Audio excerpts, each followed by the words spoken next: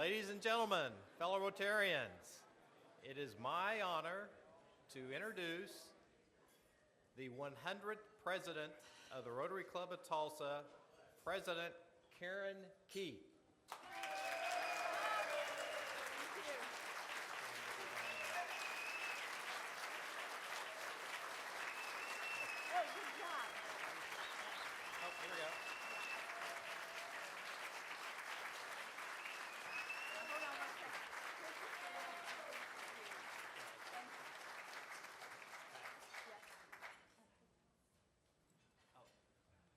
Now, while they're standing, please ask them about which Rotarian's a bull rider. I know it's not your husband, Pat. No, it's not Patrick. I'll tell you a little bit later, but that's something you ought to watch for every week. Thank you all. Sit down.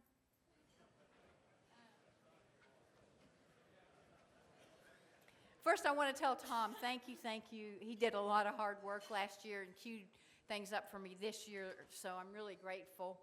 And oh, I forgot the last time. All right. And Corey, I suspect every week I'll need some prompting. So, all right. I have some really nice guests here today that I would like to introduce. First of all, my husband, Patrick, who was in court this morning, and I was afraid he was going to be late. So, yay, Patrick is here. Thank you. And my assistant, Ella, and her husband, Woody. So, Ella has to put up with me every single day, as does Patrick. I feel for them both. And Don Comstock, if you would, kind of stand up and wave. Don has helped me with cleanups all over. So Don came today, and I'm very grateful. Thank you, Don. And another part of my family, the McDaniels, they're here. You know Stu from the club, and Troy now works for the county. So thank you all for being here. And then thank you. And we have a Rotarian here, Glenn Birkenbaugh, who is my original sponsor. And I asked Glenn to come back today, and I hope he'll come more often. So Glenn, thank you for being here. And okay, you guys can shout out, but my friends from the Sand Springs Rotary Club that I go to a whole lot, so much so that they made me a badge. So they're here. Thank you all so much for coming, and everybody else who came here to support today. I really appreciate it. So I also want to tell the club members, thank you for sending us to International Convention in Portugal. We had a wonderful time. Patrick and I thoroughly enjoyed it, and I know Donna is also grateful for the opportunity. It was an amazing experience. And as you'll see from these pictures in just a minute, you're welcome to the host country as soon as you get off the airplane. There were banners absolutely everywhere in all the small villages, everywhere you went. Banners welcoming Rotary. And as we explored the coast and the region north of Lisbon and the city of Lisbon, you will see a beautiful ancient country with cobblestone streets, castles, and palaces. And in Lisbon, where we held the conference, some cutting-edge modern architecture, graffiti with a purpose, and the longest bridge in the world. At convention, we heard from President Tanaka, accompanied by many, many standing ovations. And we welcomed Ron Burton and his family as the new International Rotary President. He rolled out his theme, Engage Rotary, Change Lives. The speakers and entertainment were absolutely world-class. You'll recognize Emmanuel Jal, the rapper, Jane Goodall, and from the cast of The Good Wife, Kalinda, Archie Punjabi. She is an incredible advocate for Polio Plus. She really touched everybody as she talked about it. We saw familiar faces from Tulsa and area clubs, as you'll see, and we met Rotarians from around the world. And of course, there was Fado.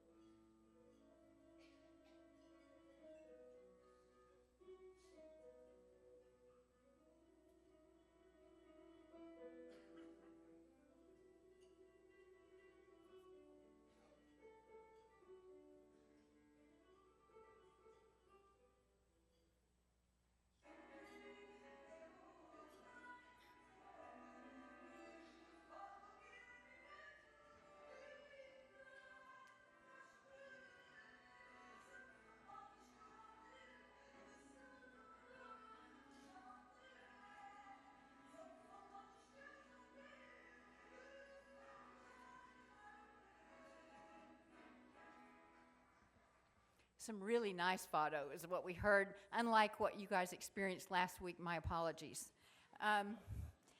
So we had a great time. We appreciate that. Melissa Clark, if you're here, thank you. She helped put all my pictures to music and created that for us.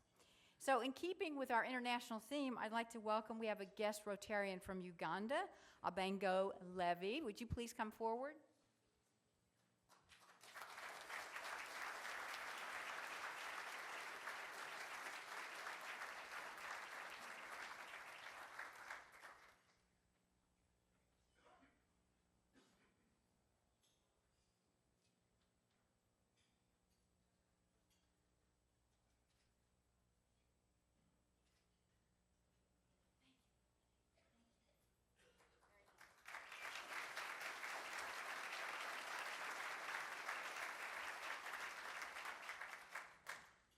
This morning, our invocation will be given by Elaine Moore-Jones, song and pledge by John Della Vedova and the incredible Men of Note. And on the piano, we have a very special guest. Gary Boyd is the Assistant District Governor from the McAllister Rotary Club. Thank you, Gary, for coming over and helping us this morning. And visitor introductions by Michael Burks.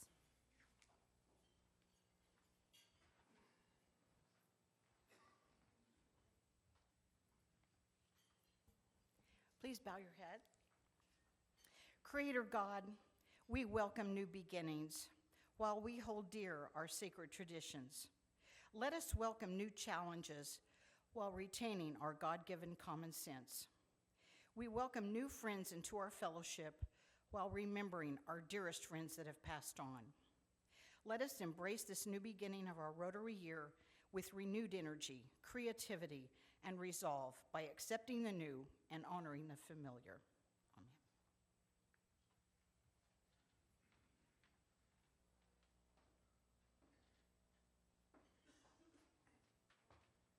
Hello, fellow Rotarians. I know the pink and the red don't really go together, but this is kind of a last-minute thing they wanted me to wear, and I'm glad to do it.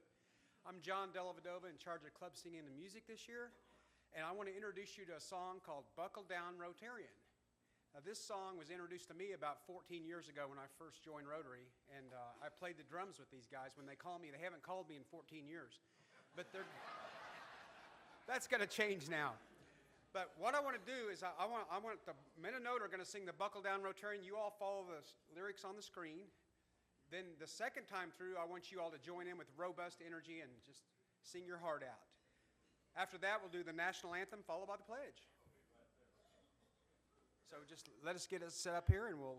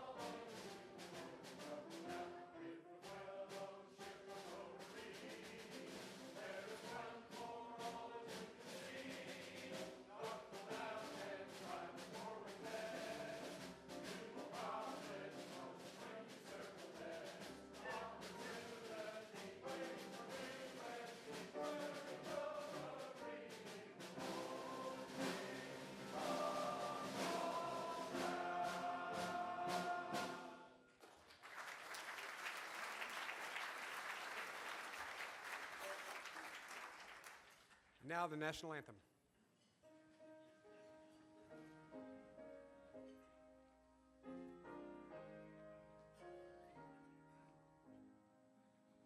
Oh, say, can you see by the dawn's early light what so proudly we hailed at the twilight's last gleaming, blue broad stripes and bright stars through the perilous fight? For the ramparts we watched were so gallantly streaming, and the rockets' red glare, the bombs bursting in air, gave proof through the night that our flag was still there. Oh, say does that star-spangled banner yet wave for the land of the free and the home of the brave? I pledge allegiance to the flag of the United States of America and to the republic for which it stands, one nation under God, indivisible, with liberty and justice for all. Thank you. Thank you, men of note. That was wonderful. Let's give them another round of applause. And keep that applause going for Ed Monette with our introductions for all of our special guests.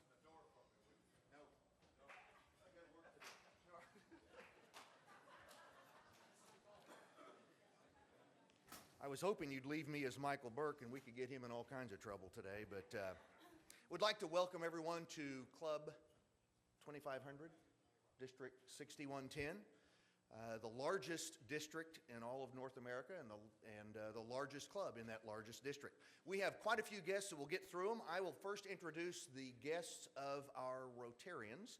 If you will briefly stand so we can recognize you, that will be great, and then we will all welcome you with a round of applause at the conclusion. Tony Francis is the guest of Rotarian Jim Kelly. Corporal George Fry with Tulsa Police Department is here with Chief Chuck Jordan. Chris Leggett with Summit Financial is here with Chuck Wilson. Susan Harris with Tulsa Regional Chamber is here with Delise Tomlinson. The Stringer brothers, Cole and Will, and I believe Will is our outbound to Germany. No, Cole is outbound to Germany. They're here with Duff Weddle. Dana Burks has brought with her Kelsey Burks. Rotarian Marlene Livaday has with her the Vice President of Langston University, James Donovan. Tim Knoll has his spouse, Barbara. Desiree Darty has Tom Taylor with Emergency Infant Services. And Tim Knoll also has Sarah Crane. Let's give them all a warm Rotary welcome.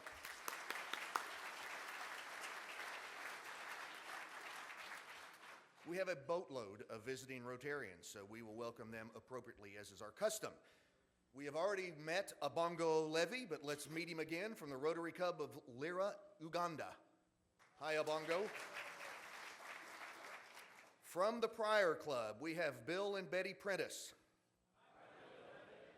We'll do them one at a time. That's a little more. Yes. Okay. From Sand Springs, Deborah Langley. Sand Springs, Clay Langley. Sand Springs, Russell Cole, or Core, that's right. And Sand Springs, Pat Core. From Sunrise, we have past District Governor Tom Clark. Supposed to wave, Tom, so we can see you. Okay. From the McAllister Club, the Assistant District Governor Gary Boyd. From Bixby, Wayne Schwanee. From Sand Springs, Judy Treat. Sand Springs, Teresa Kerr. Thank you all, and please come back.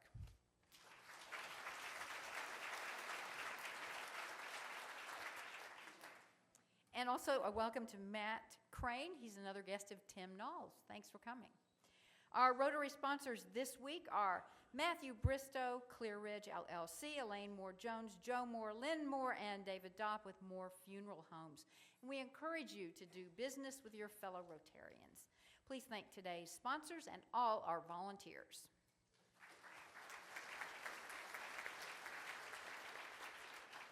A little housekeeping. We have committee meetings today above and beyond in room 232, Club Foundation Trustees, room 233, and Long Range Planning, room 231. And a few announcements. Condolence cards are on the table for extending your sympathies to Rotarian Stanley Hawkins' family. Stanley passed away June 30th, and services were July 3rd. Please keep Marcia and the Hawkins family in your prayers. The service was incredible. Chief Hawkins was taken by an old antique fire truck for his final resting place, and a lot of people were there, and it was really well done. Tickets for the MSNI Mercedes car raffle are still available. See Brenda Melancon, David Peterson, or Ben Wyndham. They'll be obvious out in the lobby. And as indicated in your July through December invoice, we now have the capability to accept credit card payments. Simply complete the appropriate form available from the Rotary office, and there is not a separate fee for this service. And we're also equipped to process payment by credit card at the guest table. All new stuff. Thank you, Donna and staff, for making that happen. And I'd like to recognize, if the board would please stand, our 2013 board, if you would stand until I name everybody. President-elect Rhonda Renz. Board Chair Will Smith.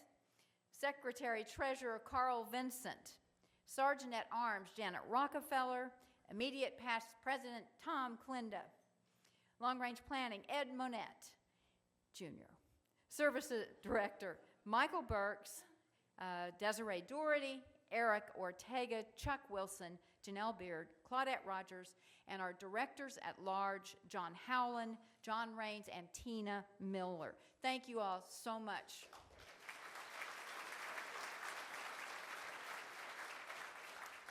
And if you are serving as a committee chair, would you also please stand? And I really appreciate all of your work this year. And they need more volunteers. So those are your committee chairs. All right, project announcements. Is Trevor Hughes, please step forward with Tulsa Rotaract. Everyone, at the end of May, the Rotaract Club of Tulsa had its first ever fundraiser. It was the chocolate, wine, and cheese event. I was here a number of times beforehand, ringing the bell, or the tin can, as it were. I wanted to come back and say thank you. A number of Rotarians from this club supported our event and attended our event. It was tremendously successful. Our net after all expenses was $2,504. With that, the Rotaract Club, and through a generous match by Rotary, was able to send 2 of our members, including Cayenne, to the RILA Young Leadership Training Conference in Washington, D.C. that took place last week. With the remainder, $1,504 odd, we are making a donation to our community service partner, Rebuilding Together Tulsa. Thank you very much for everyone that supported the event. Thank you for everyone that came. And I especially want to thank the Rotary staff, who was tremendously helpful for us, helping us get a number of things set up for that event. To Donna, to Jane, to Laurel, and to Tommy Lynn, thank you very much for all that you did to help us. And thank you, Rotary.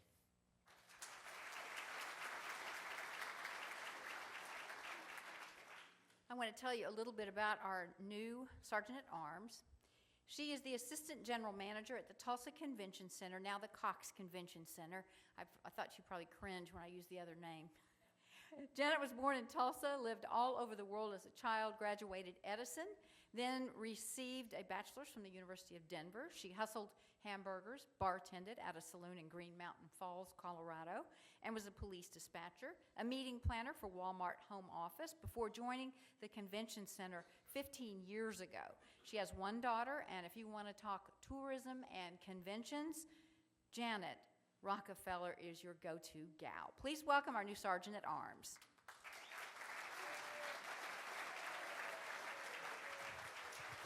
Okay, next time I'll wear my heels so I can actually do this. Okay, I distributed handouts. They're on your table. And being the new person, you know, I get picked on. So I heard, oh, the print's too small. Okay, put your glasses on. And then for the fun part, I left out rooting for OU. I'm so sorry.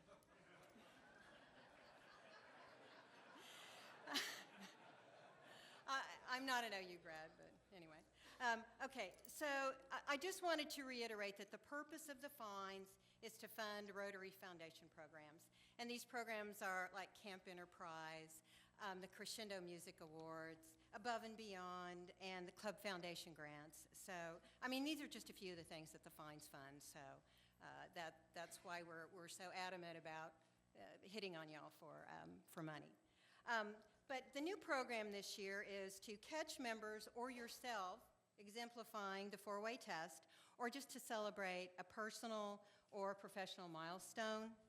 And the very first Rotarian caught this year is Dana Burks. Dana was named Tulsa Professional PR Person of the Year. Dana, I know you're here. Congratulations, really. You guys, that's great. Acknowledging this accomplishment are three former Professional PR Persons of the Year and current Rotarians, Tim Caldwell, Steve Turnbow, and Melissa Clark, and they each paid a $25 fine in honor of Dana. So once again, congratulations, Dana. So Matt Newman is one of the club's yearlings. Matt paid a $101 fine. I really did make slides, but that's okay. Anyway, as long as I'm having good hair. Okay, anyway, Matt paid $101 for the number of days as a member, his wedding anniversary, combined age of his children, the number of years in the energy business, and the number of days Karen Keith has served as club president. Thank you, Matt, and welcome. Okay, so just to recap the program, you turn in a fellow Rotarian or yourself, and honestly, I mean, you guys, you can tell on somebody. I mean, how long has it been? Email me at rotary@smgtulsa.com, describe the way that the four-way test was exemplified, pay a fine to acknowledge that member, and the person who was caught the most at the end of the year will win a BOK Center prize package. So everybody turn everybody in. Thanks so much.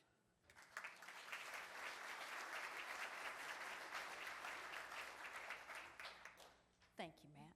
All right. Thank you, Janet. Well done.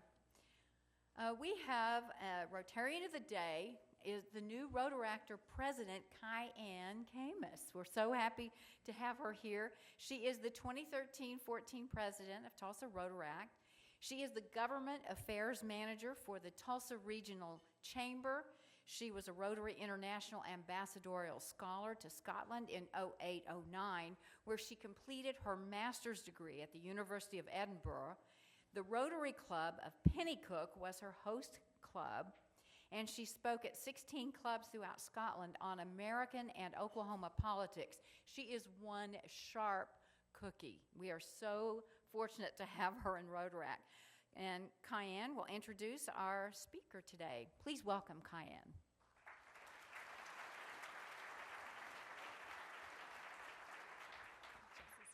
Thank you, Commissioner Keith, and I am honored to be here today to speak on behalf of the Rotary Club of Tulsa and to introduce one of my favorite Tulsa area legislators. And I say one of my favorite because there are several other of my favorite here in the audience, and I don't want to play favorites. So Senator Rick Brinkley is proud to represent the citizens of District 34 in the Oklahoma State Senate, serving portions of Owasso, Collinsville, Skiatook, Sperry, Turley, and Tulsa. Senator Brinkley currently serves as chairman of the Senate Pensions Committee, vice chairman of the Senate Finance Committee, and as a freshman senator was elected as majority whip. He was subsequently reelected to that position by his peers. He grew up in Collinsville and now makes his home in Owasso. Senator Brinkley was elected to the Oklahoma State Senate in 2010 and brings a broad range of business and consumer experience to the legislature. From 1999 to 2011, he served as president and CEO of the Better Business Bureau, serving eastern Oklahoma, and is currently the organization's chief operating officer. In addition, he serves as a member of the board of directors of the National Council of Better Business Bureaus for 6 years, as well as on its executive and strategic planning committees. Senator Brinkley was the first person on either side of his family to attend college and is a graduate of both Langston University and the Oral Roberts University School of Theology and Missions, and has completed some doctoral work at Oklahoma State University's College of Education. He's a continuous learner. Senator Brinkley is an active member of the First Christian Church in Owasso and has served on the Associate Board of the Oasis Adult Daycare Facility and is the former president of the Kiwanis Club of Tulsa. He is also a proud supportive peepaw for his grandson's soccer team, Blitz 98 Red, and I've heard him talk a lot about being a peepaw. His great achievements are his son John and his grandson Christian. Please join me in welcoming Senator Rick Brinkley.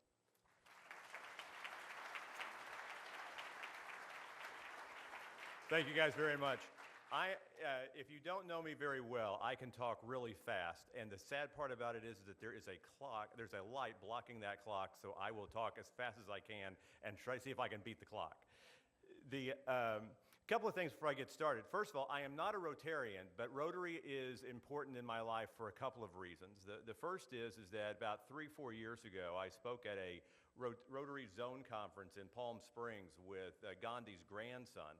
I can assure you that Gandhi's grandson is not telling anybody that he spoke with Rick Brinkley, but I get to be able to tell everyone I got to speak with Gandhi's grandson. And as a result of that, that turned into about 13 different speeches for Rotary district meetings all over the western part of the United States. And the reason I say that is because I was speaking in Fresno Reno on a Friday night and Fresno on a Saturday night, and flew back on Sunday to be at the Senate, to be at the Capitol on Monday, and that same week is when the tornadoes hit more. And I got, and those Rotary clubs came together from those two districts and sent $8,000 to be able for more to be rebuilt. And so it's just been amazing to me what your Rotary clubs will do that you will never see. The second thing I want to say is that it's been really fun to be here already because I saw Brad Anthematten, who I went from 2nd to 4th grade with. I have not seen him forever, so it's good to see him. The Stringer brothers are just amazing kids. Not that they're kids anymore, but I've known them since really they were born. So I'm very, very proud to be associated with them. And obviously I've got some colleagues here, Pam Peterson from the House of Representatives and Brian Crane, whose desk is actually across the aisle from me on the floor. So I got to acknowledge those. And the last thing I will say before I get started is the fact that you went to the expense. That's my office right there. And for you all to build this entire logo around my office has been greatly, greatly appreciated.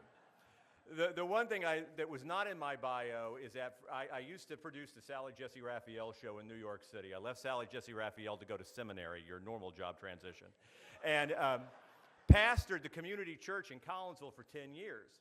And normally I throw these, but I won't because I've been known to knock over pitchers and glasses of tea. But one Sunday morning, one of the biggest things for the church is that every Sunday we did what was called children's sermon. And all the kids would come down, and I'd sit on the floor with the kids, and I'd do an object lesson, and they would all go back to what we called children's church. And then eventually you got old enough to be what still the adults called big church. But that particular Sunday, Cracker Jacks was the object lesson. And all the kids had to do was when I said, "What is this?" they're supposed to say Cracker Jacks, and then I went into my object lesson. Well, I held up the Cracker Jacks, and I said, "What are these?" And there was not one child that had ever had Cracker Jacks in their entire life, which means their parents are going to hell, and there's not a thing I can do about that. So luckily, I had a bowl behind the pulpit, so I reached up, I grabbed the bowl, I opened up the Cracker Jacks, because back then they were still in a box, and dumped them out, and I said, "What are they?" And one of the kids goes, "It's caramel corn." And I'm like, it's not caramel corn. And one of the kids goes, it's fiddle faddle. And I'm like, this is not fiddle faddle, all right? Come on. And what happens is that what makes Cracker Jacks are the 4 half peanuts that you get inside and the toy surprise. And Cracker Jacks have always been important to me because my grandfather taught me that if you took a box of Cracker Jacks and you pounded it against your finger like this, when you opened it, the toy surprise would already be on the top. So it's just little things that you teach and you learn. And I learned that when I was 5 years old, and when I look at Cracker Jacks, and you can't beat this against your finger. It doesn't work. But what happens is, the point of all that little story is to tell you this, is that somewhere in this speech, hopefully there will be a toy surprise for you. I hope there will be something that you will be able to hold on to when you walk out of here. As was said, I grew up in Collinsville, Oklahoma. At that time, 3,000 people, 2,500 people. We had 3 stoplights. We got a 4th stoplight, and there was a ribbon cutting.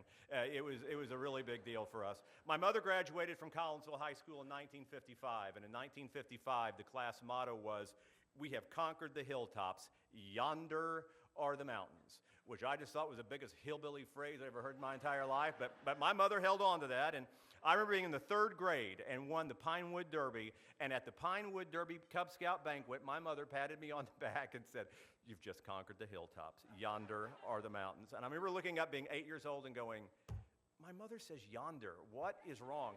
I graduated from Collinsville High School in 1979. We were far more mature in 1979. Our class motto was, "We are sexy, we are divine, we are the class of 79." Which means education degenerated substantially in Collinsville between 55 and 79. But the theme of this speech should not be engage Rotary, change lives. The theme of this speech is actually, you have no idea what you're doing. And that'll make sense to you in a little bit. I had the opportunity to grow up in this small town that was the foundation of who I was. And if I'm being very honest with you, like a lot of kids who grew up in rural Oklahoma, my attitude was, I will be successful one day, despite the fact I'm from rural Oklahoma.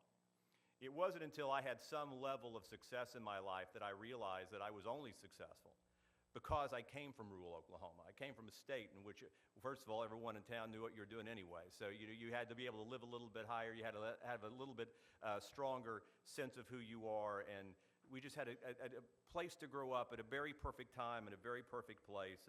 And I was lucky to do that. But then as a result of that, I was, as you heard in the bio, as the first person on either side of my family to go to college. What was not in that bio is I was the first college dropout on either side of my family. And I went to work at Channel 6 here in Tulsa. At that time, Commissioner Keith was on Channel 2. I was working at Channel 6 and got to start at 19 years old working at Channel 6. And there's one of my good friends from Channel 6. We go way back. And what happened was that opened up doors for me just because of following what I thought I needed to do. And that ended up being working in Baltimore and Washington, living in New York. But in 1985, I produced a television program on cystic fibrosis. Does anyone here have a child with CF? Does anyone here know a child with CF? A few of you? Back in 1985, the life expectancy of a child with cystic fibrosis was 12 years of age. And I had produced what was at that definition, this is all pre-Jerry Springer, by the way, by that definition, a perfect television talk show. My voice carries a little bit, so I'm going to step away from the microphone. I had the 18-year-old model on who had supposedly beaten the disease. I had the mother on whose 2 children had died of cystic fibrosis. I had the mother on whose 2 children had cystic fibrosis, Donald and Daniel, and they were sitting in the audience. They made you want to go out and have children. Daniel's face lit up that room. He was 11 years old. I had the physician on to explain to us what is cystic fibrosis, and I had the therapist on to explain to us what is it like to watch your child die from a disease over which you have no control. But like I said, Donald and Daniel are in the audience. And Daniel, I mean, if there were this many people in the audience, if you walked out, the only thing you could see was this 11-year-old boy smiling. And we'd established that his 6th grade class was going to be watching. So we were talking to him during the show about this disease. And as a very fluff, off-the-cuff question, the question was, what do you want to be when you grow up? And he smiled and he said, 13. And everyone stopped because he just kept smiling because that's all he wanted. We were expecting doctor, lawyer, veterinarian, astronaut. He said, I want to be 13. And we stopped, and the only thing that could be said was, why 13? And he said, because everybody tells me I won't get to be. The definition of what he wanted to be when he grew up was defined by what it was he was going through. And I will tell you, 3 seconds of silence on TV is an eternity, and you could not utter a word. No one moved. But he just kept smiling because he wasn't being dramatic. He was just simply answering the question. A little bit later on in the show, we'd ask him, if this disease were a living thing and you could talk to it, what would you say? And for the first time, he began to cry. And the only thing he could say was, it's just not fair. He goes, it's just not fair. And I think everybody immediately in an instant, just their eyes filled with tears. And he turned so no one could see him. And again, that fast, he turned back around. The tears were gone. The smile was back. And he goes, do you know how I get through it? He's 11 years old. Do you know how I get through it? No, how do you get through it? He goes, I got a book. Well, what's your book? He goes, it's my very own book. I don't understand. What do you mean about this book? And what he began to tell us was his mother, who was sitting up here on this set, was one of the wisest women I've ever met in my entire life. He said, my mother has taught me that every day I am living, I am one day closer to dying. He goes, but every day my mother's living, she's one day closer to dying too. He goes, I'm just going to die before she does. I said, well, what's the book? He goes, every night before I go to bed, my mother makes me write down what I did to make that day worth living. He goes, I don't have very many days, but it doesn't mean that I can't do something with them. I was 24 years old, and the idea of my life at that point of my life was that it was a continuum that went on for infinity. It was a line that went on forever. I was 24 years old. I had an 11-year-old, and it was actually one of those moments that I will never forget as long as I live, because what he said to me was, I am one day closer to dying today. I had never seen my life in those terms. And I will tell you, when you see your life in those terms, it is amazing what is important and what is not important.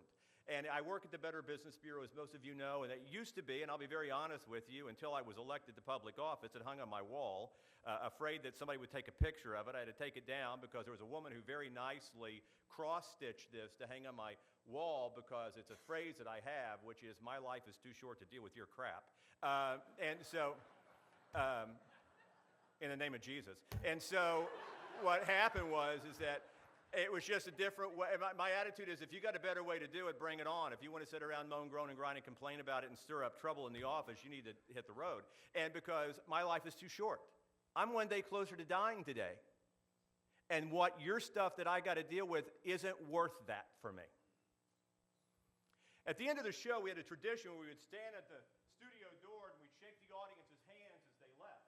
But we were standing there and there was no one there because we looked back and they were all gathered around an 11-year-old boy. And as Daniel came walking toward me, I was very condescending, to be honest with you, to an 11-year-old boy. And I looked down at him and I said, Daniel, I said, you can write down being on this show in your book. You changed the way in which thousands of people viewed their lives. And he looked up at me and he smiled and he said, you know what you can do for me? I said, what? He said, you can tell my story to other people. And you can write that down in your book. I've been had by an 11-year-old boy, and if you go into my garage, there's a brass trunk, and inside that brass trunk are books labeled 1985, 1986, 1987, 1988, up until 2012. And they're just little day planners. And each day I just write down something, and I'll be honest with you, there are days when I'm getting ready to go to bed where I can't figure out what in the world I did today. I got to come up with something. I just traded 24 hours of my life for this. It better be worth something. Daniel did not get to be 13. He died shortly after he turned 12, and I got to know his parents, and I asked him, I said, can I read his books? And they said, sure. An 11-year-old does not write down, I found a cure for cancer, or I walked on the moon. An 11-year-old writes down, I called my grandmother and said, I love you. I told my friend, thank you for helping me with my homework. And there was one to this day, I remember turning the page, and it was written in 11-year-old handwriting, and all it said was, I climbed a flight of stairs today without holding on to the handrail. An insignificant act on my part, but at school he had climbed a flight of stairs without holding on to a handrail, and that made his life worth living that day. And you need to understand that sometimes the most insignificant thing you do will be the most important thing you ever do. I didn't grow up in a poor family by any means, but we went to work at a very young age. I was in 5th grade, got my first job. I was the shoe shine boy at Dotson's Barbershop. I shined shoes every day after school, all day on Saturdays from 5th to 8th grade, which really isn't a big deal, and I did it for 25 cents a pair, which wasn't a big deal, except we were conveniently located 1 block from the livestock auction, so if you could imagine the boots I got to clean on Saturdays, which uniquely qualifies me to work at the state capitol.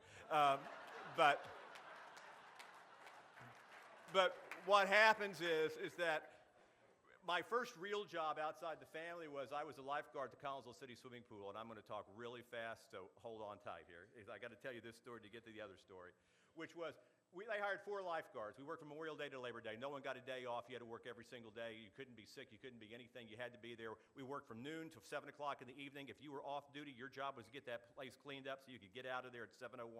We were 17, 18, 19, 20, 21 years old. We had places to go, people to see. On this particular day, it was my day to clean up the swimming pool because everybody else was lifeguarding. There was hardly any kids in the pool. And I was picking up stuff along the fence, and I looked down to this Opie Land Park in Collinsville, and there was an old man pushing a little boy on a swing set, and I waved at the little 3-year-old boy, and he waved back, and I went back to picking stuff up. They walk up to the fence. I don't realize it.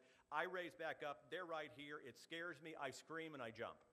Little 3-year-old boy belly laughs because he had scared the lifeguard. Now I looked at this old man, and when you're 17, 70 is old. It's not nearly as old as it used to be, but 70 is old. And I looked at this really old man, and I said, how old is your grandson? And he got indignant, and he stomped his foot, and he goes, he's not my grandson, he's my son. When you are 17 years old, the only thing that goes through your mind is that man had sex 3 years ago, and that's gross, okay? I make a beeline to the front of the pool. I said, look at the old man. I said, that's not his grandson, that's his son. They said, do you know who that is? I said, no, that's the guy who sells drugs to the high school kids. It's like, you got to be kidding me. He's got a 3-year-old boy. I prayed for that little boy. God, if there's anything I'm supposed to do, please be sure and let me know. I was 17 years old. I had a Camaro with T-tops, a tan, and hair. 3 things I wish I had today. I drove off to college, do the TV thing like you've heard about. I come back, I go to seminary, I'm working at the church in Collinsville. I'm doing youth work. I got 70 kids I'm working with. One night we got a spades tournament going on. They're all in my house, and this boy walks in that I've been kind of sort of working with. He's got a baby book in his hand. He goes, I found this in a box. I wanted to show it to you.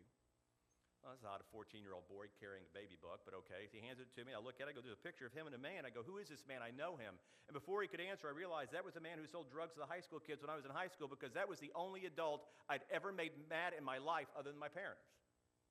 He goes, that was my dad. And I got sick to my stomach because I realized I'd prayed for that kid when he was 3 years old, and he was now standing in my living room. His father was murdered in a drug deal just before he turned 8. His mother became violently abusive and dropped him off at his grandmother's house one day.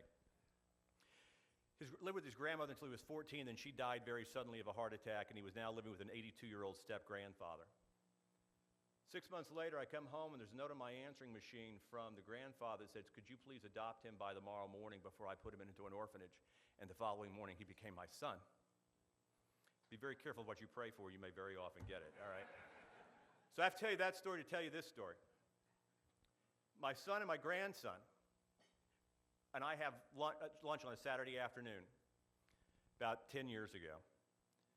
We get through with lunch. My son says, Dad, what are you going to do today? I said, I'm going to do what everybody in Oklahoma does on Saturday.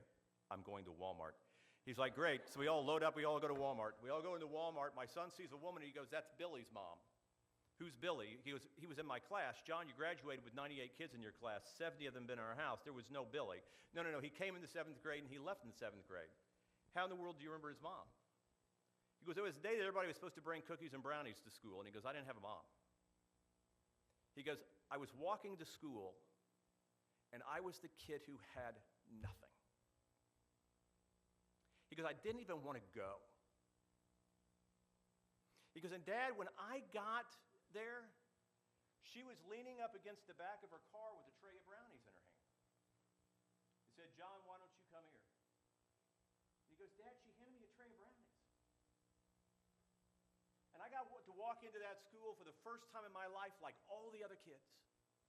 When somebody does something for your child, you don't forget it. And I went walking toward her in Walmart, and to her, I was just a big, white, bald, crying man that scared the crap out of her.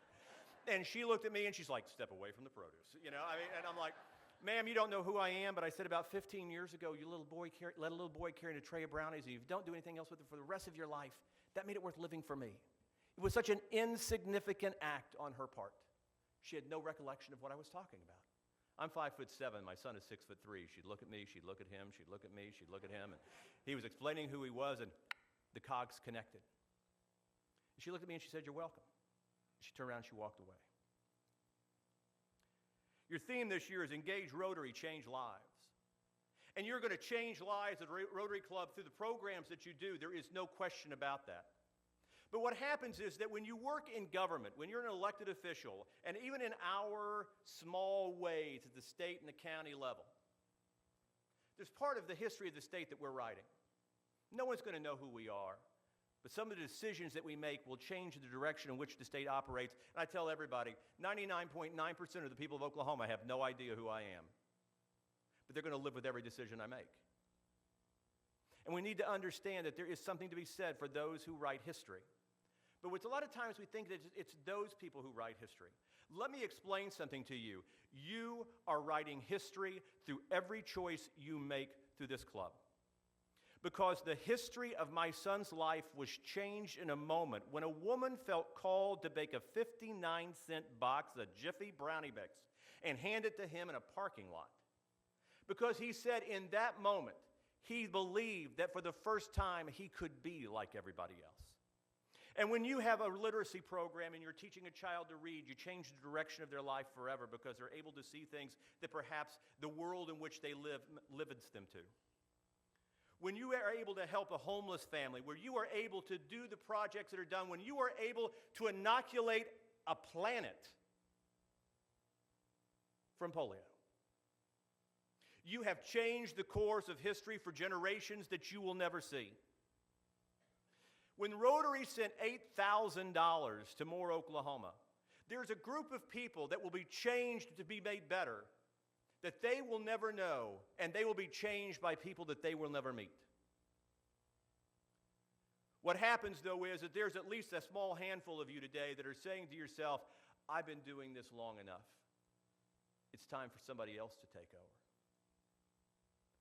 When you stop doing what it is that you have been called to do, the child you throw away is mine. I will never see the faces of the men and women who stood in the gap who gave me my son.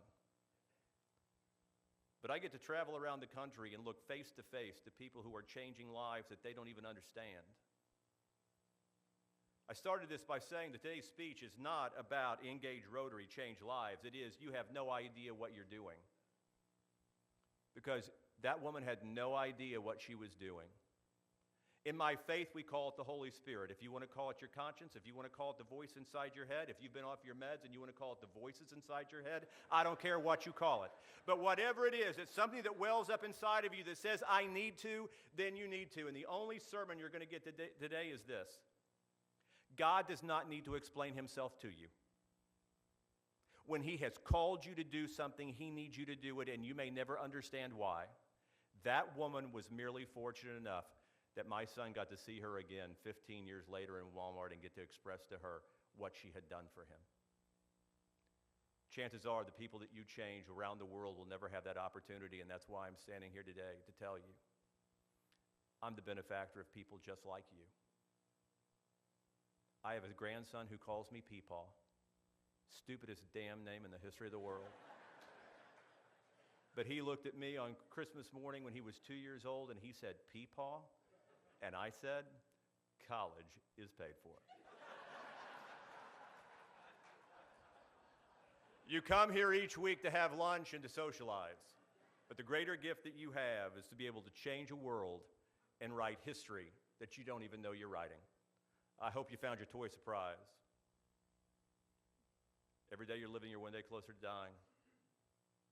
You got to do something every day to make it worth living. You traded 24 hours of your life for it. Be careful of what you pray for. You may very often get it. Sometimes the most important thing you'll ever do in your entire life is the most insignificant thing that you will ever do. Sometimes life is not fair. But keep doing what it is that you've been called to do, because you will engage Rotary, and I promise you, you will change lives. Thank you.